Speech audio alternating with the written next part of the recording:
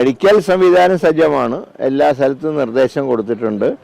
എല്ലാ ക്യാമ്പുകളിലും മെഡിക്കൽ സംഘത്തിന് അയക്കാനുള്ള നിർദ്ദേശം നൽകിയിട്ടുണ്ട്. ഇന്നലെ DMOമാരുമായിട്ട് ഓൺലൈനിൽ DHS സംസാരിച്ചിരുന്നു. മരുന്നുകൾ, ആവശ്യത്തിനുള്ള മരുന്നുകളും സ്റ്റോക്ക് ചെയ്ത് വെച്ചിട്ടുണ്ട്. അപകട സാധ്യതയുള്ള മേഖലകളിൽ കുറേ ജാഗ്രത പുലർത്താൻ വേണ്ടി ആവശ്യപ്പെട്ടിട്ടുണ്ട്.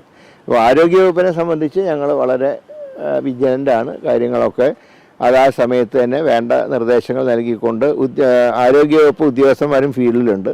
അതുപോലെ ഫോഗിങ് ഉൾപ്പെടെയുള്ള സംവിധാനങ്ങൾ നടത്താനും അതുപോലെ ഡ്രൈ ഡേ ഉൾപ്പെടെ കുറേ ശക്തമാക്കാനുള്ള നിർദ്ദേശം കൊടുത്തിട്ടുണ്ട്. അല്ല, അവർക്ക് ആവശ്യമുള്ള മരുന്ന്, ചികിത്സ വേണ്ടവർക്ക് ചികിത്സ എത്തിക്കുക തുടങ്ങിയിട്ടുള്ള കാര്യങ്ങളാണ് ആരോഗ്യവകുപ്പ് നിർവഹിക്കുന്നത്.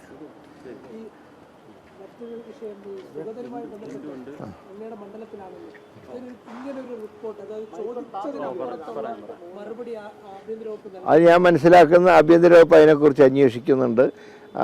മന്ത്രി അറിയാതെ റിപ്പോർട്ട് കൊടുത്തതിനെക്കുറിച്ച് മന്ത്രി തന്നെ അന്വേഷണത്തിന് ഉത്തരവിട്ടിട്ടുണ്ടെന്നാണ് ഞാൻ മനസ്സിലാക്കുന്നത്. ഇപ്പം തദ്ദേശത്തിന്റെ ഫയലുകൾ പുറത്തു വന്നിട്ടുണ്ട്. മന്ത്രിയും സെക്രട്ടറി കൊടുക്കണ്ട എന്ന് പറഞ്ഞ ഒരു കാര്യമാണ് അവിടുത്തെ അണ്ടർ സെക്രട്ടറി എഴുതി കൊടുത്തിരിക്കുന്നുവെന്ന് ഫയലിൽ വ്യക്തമാണ്. അപ്പൊ സർക്കാരിന്റെ നയങ്ങൾക്ക് വിരുദ്ധമായിട്ട് ഇപ്പോഴും ചില ഉദ്യോഗസ്ഥർ, അത് സ്വാഭാവികമായിട്ടുണ്ടല്ലോ.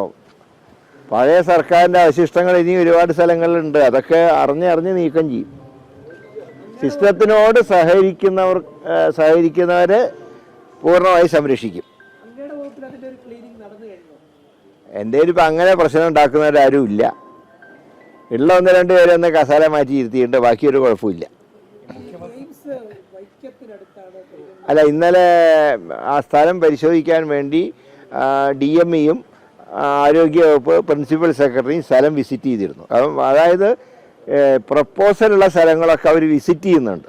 അതിൻ്റെ ഭാഗമായിട്ടാണ് ഇന്നലെ വൈക്കത്ത് വിസിറ്റ് ചെയ്തത്. അങ്ങനെ പ്രഥമ പരിഗണന ഇല്ല. സർക്കാർ ഈ സ്ഥലങ്ങൾ മാർക്ക് ചെയ്ത് കേന്ദ്രത്തിന് കൊടുക്കും. അവരാണ് ഇക്കാര്യത്തിൽ സൈറ്റ് തീരുമാനിക്കേണ്ടത്. ഹെലികോപ്റ്ററിലൊക്കെ കയറുന്ന എന്താ കുഴപ്പം? മുമ്പ് മുഖ്യമന്ത്രിമാർ കയറിയിട്ടല്ല. ഏറ്റവും കൂടുതൽ ഹെലികോപ്റ്റർ യാത്ര ചെയ്ത് കേൾക്കാരനായിരുന്നു. പിന്നെന്താ കുഴപ്പം? ഇല്ല.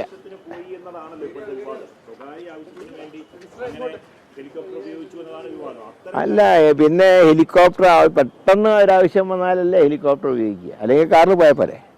കാറും ട്രെയിനും എത്താൻ വൈകുന്നിടത്താണ് ഹെലികോപ്റ്റർ ഉപയോഗിക്കുക. അത് സാധാരണ പതിവാണ്. പിണറായി വിജയൻ ഹെലികോപ്റ്ററിൽ കയറിയാൽ ഞങ്ങൾ ആരും പരാതിയും പറഞ്ഞിട്ടില്ല.